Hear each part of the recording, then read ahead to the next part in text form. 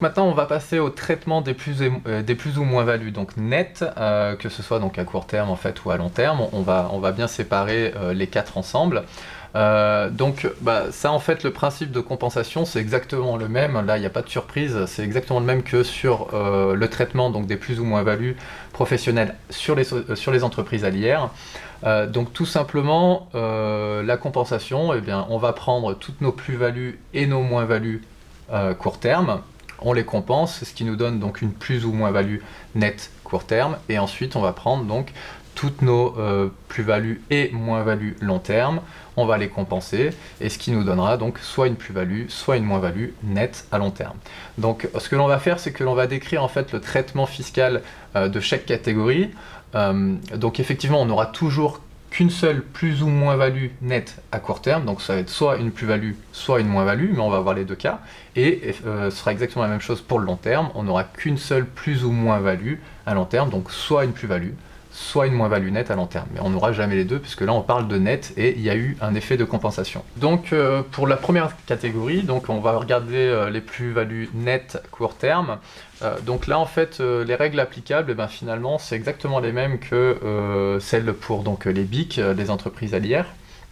Donc elles vont être intégrées directement au résultat, donc là il n'y a pas d'opération extra comptable à faire, elles vont être considérées en fait tout simplement comme un produit imposable au taux d'IS connu pour la société.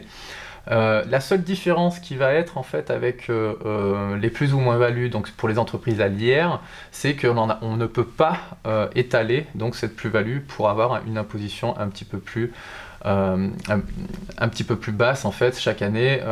Pour l'IR c'est un étalement sur 3 ans, et bien là à l'IS il y aura 0 étalement, donc en fait tout le produit va être directement intégré au résultat. Donc effectivement, je vous disais que c'est le traitement, donc il est quasiment, enfin il est pareil, seul donc cette petite exception donc expliquée. Il va y avoir aussi une autre différence qui est liée donc elle plutôt en fait à des sinistres et qui donne lieu à des sinistres et où en fait l'assurance va tout simplement donc nous rembourser ce sinistre-là. Et on a un petit peu le même régime pour les expropriations. Donc une expropriation, c'est tout simplement le fait de posséder quelque chose. Par exemple, vous avez un bâtiment, mais il se trouve que la mairie ou la région va devoir en fait avoir votre terrain, donc en fait vous allez devoir le vendre de force parce que il y a une obligation derrière communale pour un plan régional, et donc du coup ça s'appelle une expropriation, on est obligé de vendre. Et là, dans ce cas-là, le produit de la vente, pareil, il sera considéré donc comme dans le régime des sinistres, et là ça va donner lieu à un étalement de cette plus-value-là. Donc pour le calcul de cet étalement, c'est quasiment le même en fait que pour le régime des BIC. La seule chose que l'on va devoir rajouter par rapport au régime des BIC, c'est une provision, donc une provision pour impôt. Alors bien sûr, comme vous le savez, les impôts donc, ne sont pas déductibles, donc la provision pour impôt, elle, ne pourra pas être déductible, donc il va falloir la déduire, extra-comptablement. Et par contre, il ne va pas falloir oublier pour les années suivantes de la réintégrer par fraction, de manière extra-comptable aussi, et cette fois-ci, elle ne sera pas imposable. Donc maintenant, on va passer donc à l'exemple qui va un petit peu imager nos propos. Concernant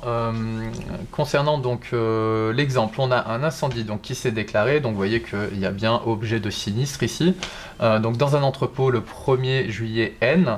L'entrepôt donc mis en service le 2 janvier N-8 avait coûté 1 200 000 €.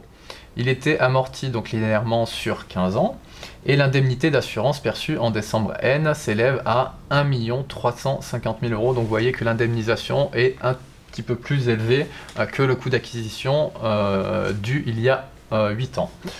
Donc l'entreprise a le choix donc, entre une imposition immédiate de la plus-value ou son étalement, tout simplement parce que on est là dans le champ d'application des sinistres, et là ça nous donne une exception pour pouvoir étaler cette plus-value. Donc on va avoir deux hypothèses en fait. Donc la première où la société décide donc de ne pas prendre son droit d'étalement, et donc là on va voir en fait l'impact sur son imposition. Et la deuxième hypothèse, ça va être tout simplement que l'entreprise a pris l'option donc de l'étalement. Et là, encore une fois, on va regarder donc les différences en termes d'imposition pour les deux. Donc pour la première hypothèse, donc l'entreprise n'étale pas la plus-value. Donc on a une indemnité perçue, pour rappel, de 1 350 000 €, un prix d'acquisition à 1,2 million.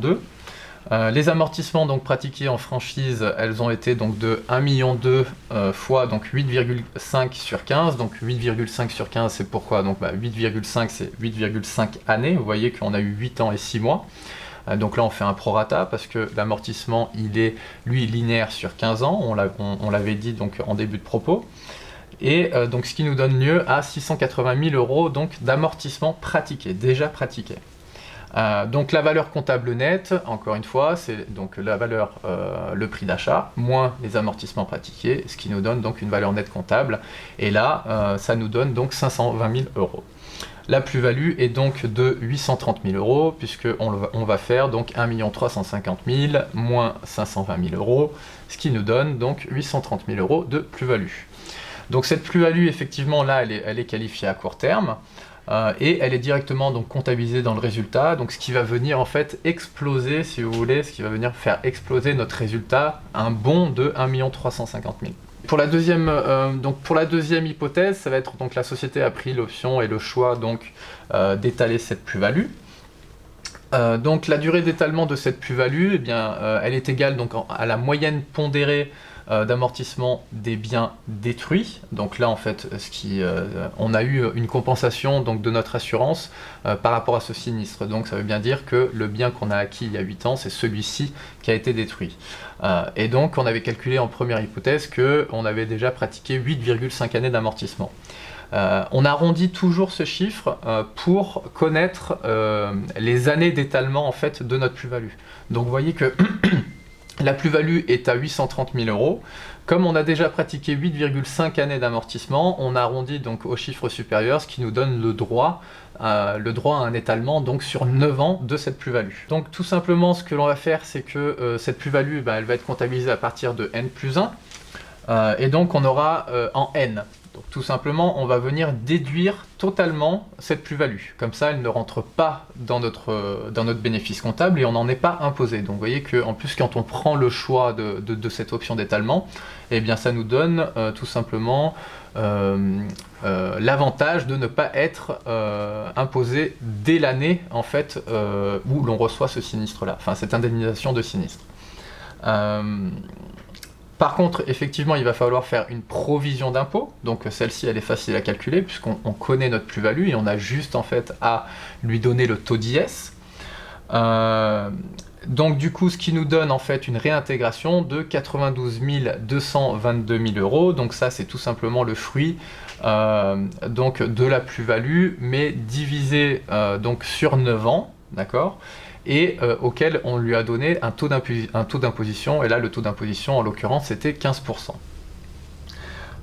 Et donc ensuite, tout simplement, chaque année, donc en n+1, vous voyez qu'on a 92 222, ce qui veut dire que de n+2 jusqu'à n+9, eh bien on va venir réintégrer le même montant pour que cette fois-ci, il soit imposé et étalé dans le temps, donc au taux d'IS connu.